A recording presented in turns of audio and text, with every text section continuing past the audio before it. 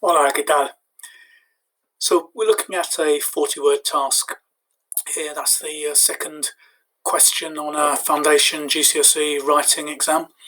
And this is all on the theme of work, so let's have a look. Now, before I talk you through it, feel free to, if you're working independently, pause the video for a moment so that you can think about what is the information needed for each bullet point. Okay, let's talk through them. So, tu amigo español te ha preguntado sobre el trabajo. Your Spanish friend has asked you about work. Trabajo, work. Escríbele sobre tu trabajo a tiempo parcial.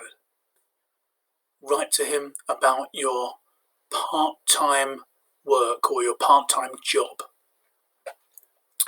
Menciona, mention. Okay, so that's setting the scene. Let's look at the 4 bullet points. ¿Dónde y cuándo trabajas? Where and when you work. Tus tareas, your jobs, your tasks. Las otras personas en tu trabajo. The other people in your work. Tu opinión, your opinion. And then, as usual for 40-word tasks, it ends with the statement, escribe aproximadamente 40 palabras en español. So write approximately 40 words in Spanish. So you don't have to count it to be exactly 40, just as long as it's more or less 40. Right, so it's more or less 10 words per bullet point there. So let's then have a look at the example responses. It says, look at Adam's answer below, put the paragraphs in the order of the bullet points. So if you're working independently, pause the video now so you can match up the paragraphs with the bullet points. So which is the paragraph for this one, for example, the first one? Which one comes second? Okay. Let's talk through and see which ones they are. So the first one, where and when do you work, is going to match up with which. Let's have a look through. It tells us here, on Saturdays I work in a cafe. So it's talking, and it says in the centre. So it tells us the where and it tells us the when. So that's going to be the first one there. Tus tareas, your tasks. You see here, it's mentioning I serve food and drink.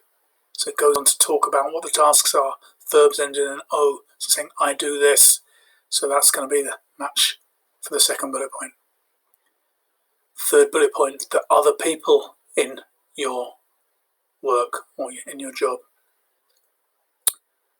Reference to other people arrives here. My boss, mi jefe, and it describes the boss there. The customers, los clientes, describes the customers. So that's going to be the third one. And the fourth one, your opinion. You can see over here, B. Me flipa mi trabajo. I love my job. So we've got opinion phrases and reasons. So now that we've talked through the response to those 2 tasks, let's practice reading the paragraphs now, the responses to each of these bullet points. We're going to do them in the order that they would be in the task so that you can practice your pronunciation in the pause.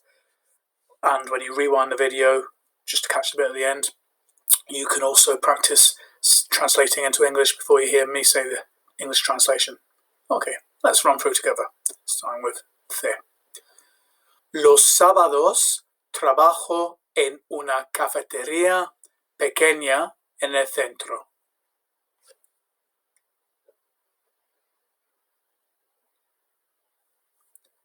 On Saturdays, I work in a small cafe in the center. A veces tengo que trabajar los domingos también.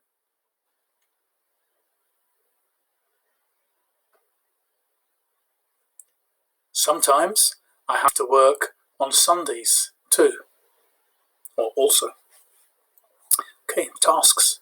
Let's go over to here. Sirvo comida y bebida.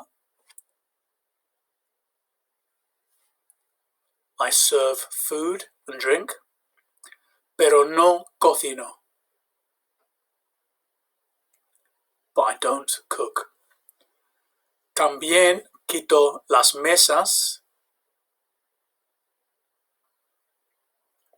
Also, I clear the tables. Y paso la aspiradora. And I do the vacuuming. Then the next one is about the other people.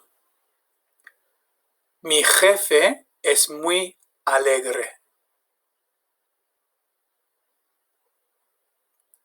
My boss is very cheerful. Y normalmente los clientes son amables.